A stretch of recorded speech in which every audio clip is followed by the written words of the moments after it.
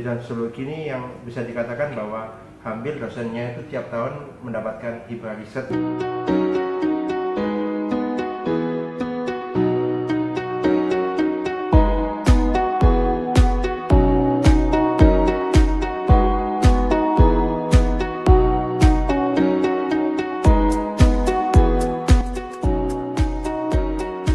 Saya kemarin ngajak beberapa mahasiswa sudah ke Balikpapan, Samarinda, Penajam Pasir Utara, melihat kota ibu kota yang baru ya. Dalam rangka riset sekaligus jalan-jalan juga. Luar biasa. Bahkan ya. tahun-tahun sebelumnya riset saya sendiri, saya mengajak ke Pulau Komodo ya. Teman-teman sudah bisa, ada mahasiswa terlibat di sana dan ke Wakatobi ya. Nah makanya kalau istilahnya kata teman-teman penelitian dengan berwisata gratis ya itu dosen istilahnya begitu. Saya Makanya excited ya. Udah lama kalau itu saya baru masuk sosiologi sekarang deh kayaknya. Iya. Ya. Dan banyak dosen-dosen lain, tidak hanya saya dan Pak Nur, tapi dosen lain juga sama. Hampir semuanya. Hampir semuanya melibatkan aktif penelitian dan bonusnya ya diajak jalan-jalan sekalian gitu. Itu ya yang itu untuk soal riset ya, terutama dan yang diutamakan bahwa riset kita itu sangat kebaruan ya tentang persoalan-persoalan sosial. Melaksanakan pengabdian kepada masyarakat berbasis penelitian dan dilakukan orientasi pembangunan berkelanjutan. Artinya kita juga memiliki ada program tiap tahunnya, program Bina Desa ya Pak Nur. Bina Desa di beberapa kemarin di Gogodeso. Iya, kemarin di Gogodeso dan sebelumnya di wilayah Karangrejo di Kabupaten Blitar Ya, dan sekarang Bidani sama Mbak Elia ya. Terus kemarin sekarang mengembang lagi ya Pak ya. Ya. Untuk program pendampingan dan itu model-model pendampingan atau bina desanya itu sudah tidak zaman dulu, jadi model-model sekarang ada rural branding dan sebagainya yang mungkin lebih adaptif dengan perkembangan situasi dan kondisi dan teknologi di wilayah pedesaan pertama. Karena memang saat ini concern pendampingan kita di wilayah-wilayah pedesaan itu. Ya, dan rencana ke depan kita menambahkan ke Ngadas, ke ke Tengger, dan juga ke Kemiren, ke Osing, serta ada yang ke Pantai Selatan. Dari Sendang Biru.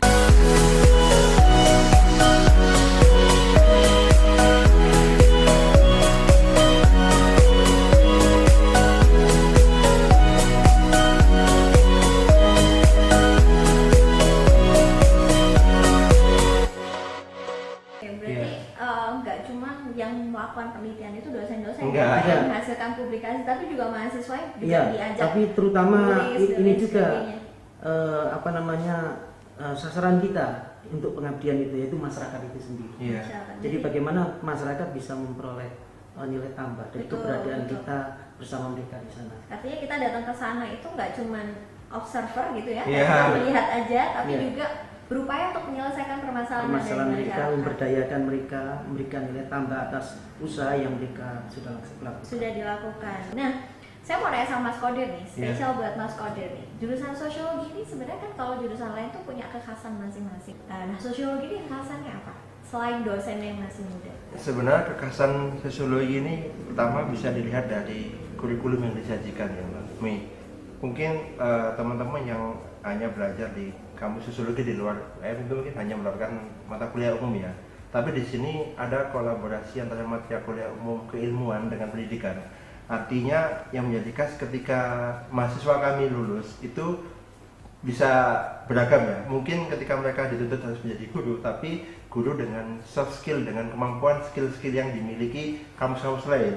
Teman-teman dari sosiologi juga mempunyai kemampuan untuk melakukan penelitian, riset secara langsung, terlibat aktif dalam pengabdian dan yang terakhir ini bisa aktif dinulis di paper ilmiah ya, baik di conference atau jurnal-jurnal akademik. Yang ini menjadi nilai tambah bukan hanya dari teman-teman sosiologi tapi jurusan ya, tapi teman-teman mahasiswa sosiologi yang ketika lulus menjadi mendapatkan SKPI ya. Artinya mahasiswa itu sekarang lulus dari UM itu diakui bukan hanya memiliki ijazah saja atau nilai ya, IP yang bagus, tapi dilengkapi dengan segenap experience ya, pengalaman-pengalaman ia selama 3,5 tahun, 4 tahun di UM itu apa saja. Dunia kerja, baik akademik dan akademik itu menjadi pertimbangan khusus ya. Jadi komplit ya? Iya, komplit iya. Ya. Berarti benar-benar jurusan sosiologi ini sudah merespon apa yang dibutuhkan oleh market ya, dan apa juga yang dibutuhkan oleh masyarakat. Kalau maba-maba sekalian yang pada mau masuk Universitas Negeri Malang ini nggak rugi dan nggak nyesel mau gabung di jurusan sosiologi. Jadi masing-masing dosen punya spesifikasi keahlian masing-masing.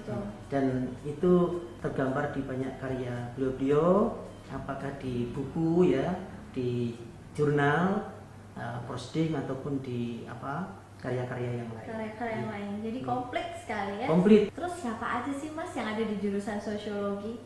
Sebenarnya siapa saja kan banyak agak lupa. Saya baginya per itu aja Mbak. Per KBK ya? saja. Oke, Ya. boleh. Kelompok Oh, bidang boleh keahlian. dijelaskan. Oke, KBK adalah kelompok Bidang Bidang keahlian. keahlian. Artinya itu sebagai bentuk research group atau klaster-klaster keilmuan yang ada di jurusan sosiologi ya. Yang pertama ada sosiologi KBK pertama ya, sosiologi pendidikan, karena memang jurusan sosiologi dan prodi sosiologi yang diketuai oleh Pak Nur langsung dan sekretarisnya ada Bu Joan. Ada beberapa teman-teman anggota yang di sana seperti Mas Alan, Bu Seli sama Bu Kiki kalau nggak salah.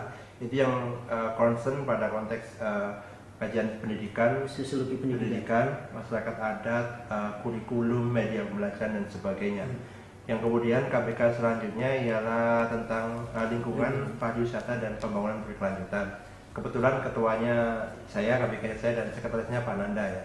Ya beberapa anggota lainnya ada Mbak Elia yang fokus di kajian pemberdayaan dan kewirausahaan, inovasi, terus manajemen Bu Angga, inovasi. terus ada Mas Imam ya dan teman-teman yang lain yang memiliki keahlian masing-masing juga. Terus yang terakhir ada komunikasi budaya dan media yang juga menjadi ciri khas di jurusan sosiologi Universitas Negeri Malang ya. Ada yang ketuanya ada Pak Luhung dan sekretarisnya Mbak Bega sendiri. Mengapa KBK menjadi penting? Yang pertama untuk mengorganisir expert ya, kepakaran yang selanjutnya juga sebagai bentuk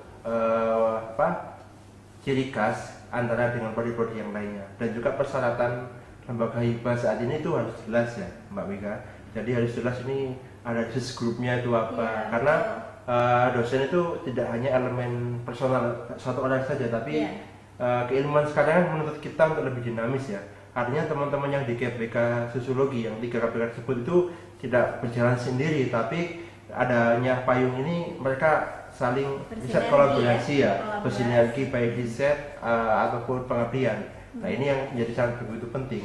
Bukan saya kesini, enggak, tapi ada korelasi semuanya, sehingga publikasi-publikasi yang kami hasilkan itu mayoritas itu kerja-kerja interdisipliner ya, keilmuan yang ada singgungan antara keilmuan lain, dan itu sangat menarik ya, tidak seperti yang sosiologi yang lain. Nah, karena ada 3 KBK, dosennya juga banyak, mahasiswanya juga banyak, pastinya harus ada unsur penunjang ya Pak. Jadi ada semacam support system dari jurusan. Salah satunya adalah adanya tenaga kependidikan. Nah, tenaga pendidikan di sosiologi sendiri ada berapa orang? Terkait untuk supporting system itu kan ada 2 hal ya. Masalah pertama resources ya. Yang jelas kalau KBK ini nanti aktivitasnya di lab sosiologi ya. Kalau istilahnya Pak Nur ini dapurnya ya Pak ya. Dapurnya jurusan. Aktivitas jurusan itu ada di lab sosiologi. Iya, intengnya di sini. Jadi ada dibantu ada Pak Taufik dan Mas Febri ya. Mas Febri ini salah satu alumni juga tahun 2015 ya. Itu jadi saling support. Tapi selain resources sumber daya, kita resources tempat satu lagi, tapi bahwa mungkin berbeda dengan kampus-kampus lain, bahwa sosiologi ini memiliki fasilitas lab sosiologi ya, di mana kita memiliki ruangan khusus pembelajaran untuk aktivitas apapun, diskusi, kegiatan akademik, menulis dan sebagainya. Ada buku-buku bentuk file, hard file yang pustaka, ada yang bentuk software kita sediakan, dan akses internet semua bisa akses, semua kita sediakan. Jadi fasilitas lengkap, nggak usah khawatir Mas. Nggak usah khawatir. Ada tambahnya di samping di lab gedung bangunan ini yang mewadahi berbagai hal yang dikatakan Mas Kodir tadi, kita ada lab lapangan. Oh, ini menarik nih Pak. Ini memang dari awal kita sudah setting ini bahwa kajian-kajian para dosen dengan berbagai KBK-nya, dengan keahliannya masing-masing, mereka riset di lapangan menghasilkan sesuatu.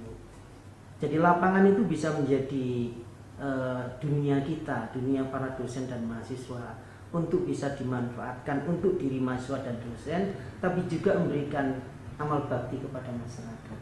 Jadi apa yang kita kaji di lapangan itu akan kita bawa ke lab. Apa yang kita hasilkan di dalam lab ini kita amalkan ke lapangan. Jadi saling bertukar ya Bertukar Pak. ya. Jadi kita ada lab gedung di FIS ini, tapi juga ada lab lapangan kita. Laboratorium kehidupan. Tempat kita para insan pemerhati masalah sosiologi itu belajar banyak di masyarakat.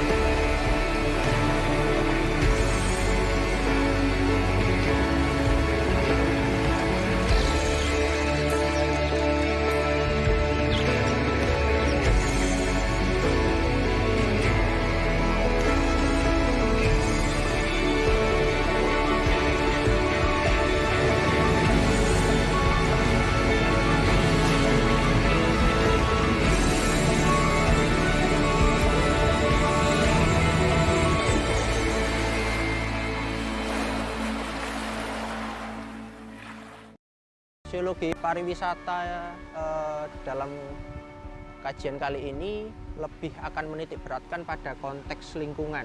Jadi ketika kita ngomongin sosiologi pariwisata memang menjadi sebuah kajian yang multidisiplin. Jadi ketika kita melihat ada banyak hal yang saling terkait satu sama lain, terutama ketika kita melihat konteks sosiologis, kemudian geografis, kemudian ekologis, dan juga konteks pariwisata tentunya, atau turisme. Nah, dalam kajian sosiologi pariwisata, terutama yang berhubungan dengan konteks lingkungan atau ekologi, kita akan melihat bahwasanya lingkungan itu menjadi salah satu poin penting dalam kajian sosiologi pariwisata. Salah satu konsep dan tujuan dari sosiologi pariwisata, terutama ketika kita ngomongin ekoturism, itu adalah terkait kesinambungan atau keberlanjutan atau sustainability. Aspek lingkungan menjadi salah satu hal yang paling penting dan fundamental. Jadi ketika kita melihat saat ini di dalam konteks pariwisata, kita tidak bisa memungkiri bahwasanya pendapatan yang didapatkan dari sektor pariwisata itu cukup besar, dan banyak sekali yang kita lihat dari konteks pariwisata di Indonesia seperti saat ini itu menjadi lebih berkembang. Namun memang kita tidak bisa memungkiri pula ketika ada aspek pembangunan pariwisata tentunya akan ada yang banyak berubah. Nah, salah satunya adalah aspek ekologi itu tadi. Ketika aspek ekologi turut berubah, tentunya akan membuat dampak yang besar, cukup signifikan. Entah itu lama, entah itu perlahan, atau entah itu cepat, itu pasti akan membawa dampak bagi masyarakat. Nah, ketika kita melihat konteks pembangunan yang terus berjalan masif, terutama di sektor pariwisata, kita melihat banyak memang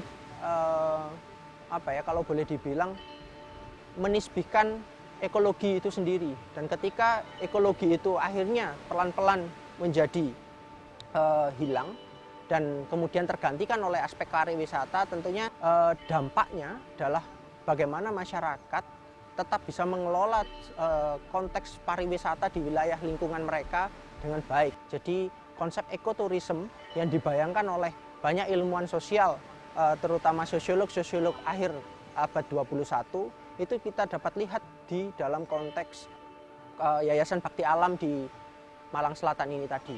Bagaimana di pantai ini, di wilayah ini sudah cukup, kalau boleh dibilang, bersih daripada tempat-tempat yang lain, dan di mana bagaimana proses pembersihan dari sampah, kemudian bagaimana proses pendataan sampah yang dibawa oleh wisatawan untuk masuk di Pantai Tiga Warna itu akhirnya menjadi berbeda, dan berbeda dari pantai-pantai yang lain. Nah, itu yang mungkin akan bisa kita terapkan bersama-sama apabila kita serius, dan juga apabila kita konsisten dengan konteks lingkungan atau ekologi yang ada di pariwisata. Tentunya hal-hal yang seperti ini yang mungkin bisa kita contoh. Kenapa kok bisa kita contoh? Karena itu tadi, kita mengharapkan ada sustainability, kita mengharapkan ada keberlanjutan, kita mengharapkan adanya konteks ekoturism yang benar-benar membawa dampak bagi masyarakat. Jadi bukan hanya sekedar membawa keuntungan bagi masyarakat tertentu atau beberapa orang tertentu, tetapi juga membawa dampak juga pada lingkungan. Jadi bagaimana lingkungan kita tetap asri, bahkan muncul lagi yang namanya terumbu karang, bahkan muncul lagi wilayah yang lebih hijau di wilayah-wilayah pantai. Ini salah satu yang mungkin bisa kita contoh dan mungkin bisa kita kembangkan dan terapkan dalam konteks sosiologi pariwisata. Jadi sekali lagi saya perlu tekankan bahwasanya konteks ekologi menjadi hal yang cukup penting dalam kaitannya dalam konteks pariwisata. Nah, oleh karena itu sebagaimana yang dicontohkan oleh Yayasan Bakti Alam ini, konteks ekologi bisa menjadi salah satu kalau boleh dibilang maestro dalam konsep turisme di Indonesia, yang seharusnya dilakukan oleh pemerintah baik pusat maupun daerah saat ini. Ya salah satunya adalah itu tadi, bagaimana pembangunan pariwisata tanpa menganaktirikan konteks lingkungan, dan juga tanpa menitik beratkan hanya pada proses pembangunan fisik atau material semata, tetapi juga tetap mengkontekstualisasikan dengan aspek ekologis yang ada di lingkungan tempat wisata itu tadi.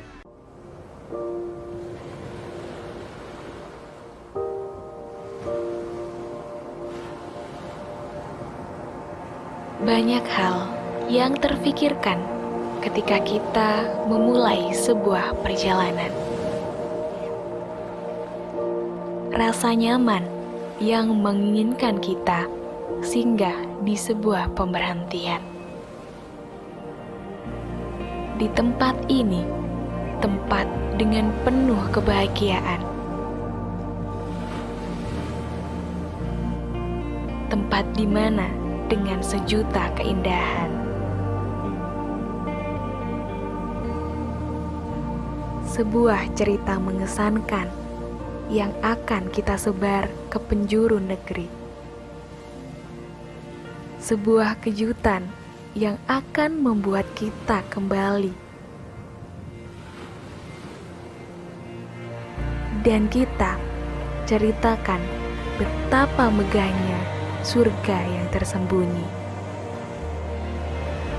Mari berbagi sebuah cerita perjalanan tiada batas.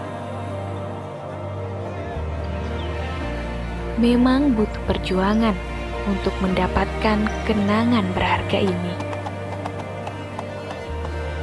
Tapi semua akan terbayar dengan setimpal.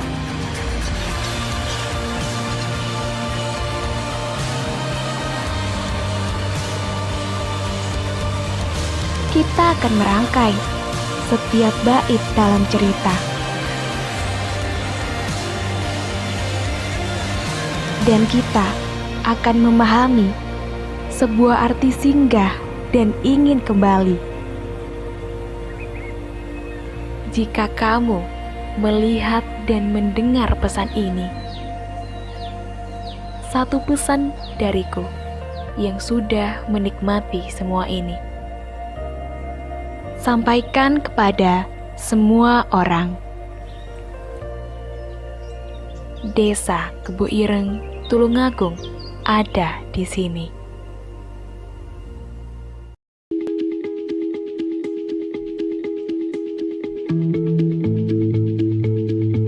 Pariwisata adalah fenomena kemasyarakatan yang menyangkut banyak pihak, seperti masyarakat, organisasi, kelompok, pemerintah.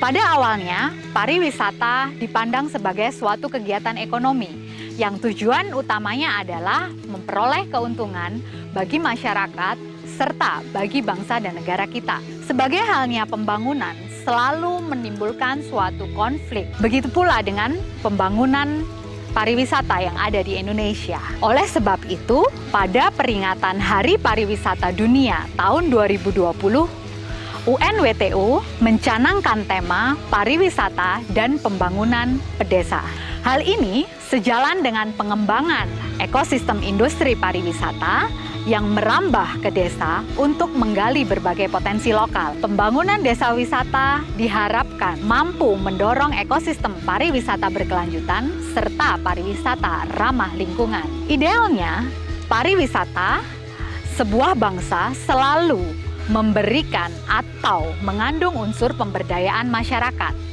melalui penyediaan lapangan pekerjaan serta kesempatan kerja. Desa wisata merupakan suatu konsep yang sangat tepat untuk diterapkan dalam pembangunan pariwisata dan pedesaan. Selain itu, strategi pemberdayaan masyarakat lokal mampu menekan dampak negatif dari pembangunan pariwisata. Kemudian, strategi ini juga mampu meningkatkan serta memaksimalkan sisi positif dari pembangunan pariwisata. Desa Wisata Pujon Kidul merupakan salah satu implementasi dari pembangunan pariwisata pedesaan. Desa Wisata Pujon Kidul juga mampu meraih penghargaan 16 Desa Wisata Berkelanjutan dari Kementerian Pariwisata dan Ekonomi Kreatif Indonesia di tahun 2020. Memiliki peran yang sangat penting dalam industri pariwisata dan pembangunan desa. Hal ini disebabkan karena masyarakatlah yang paling mengetahui dan mengenal daerah mereka. Oleh karena itu, pembangunan atau peningkatan sumber daya manusia sangat diharapkan.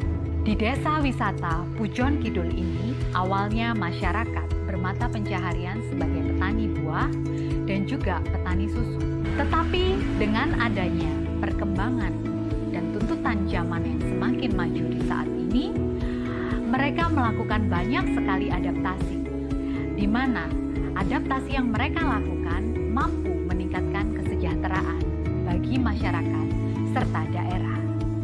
Contohnya, mereka tidak lagi hanya menjual sayur dalam bentuk mentah atau mungkin buah-buahan dalam bentuk segar, tetapi masyarakat sudah memiliki pengetahuan dan keterampilan untuk melakukan pengolahan lebih lanjut, seperti menggunakan dan mengolah buah-buah menjadi keripik yang dapat menjadi cindera mata atau oleh-oleh bagi para wisatawan. Pada pandemi COVID-19 seperti saat ini, industri pariwisata dituntut untuk melakukan adaptasi.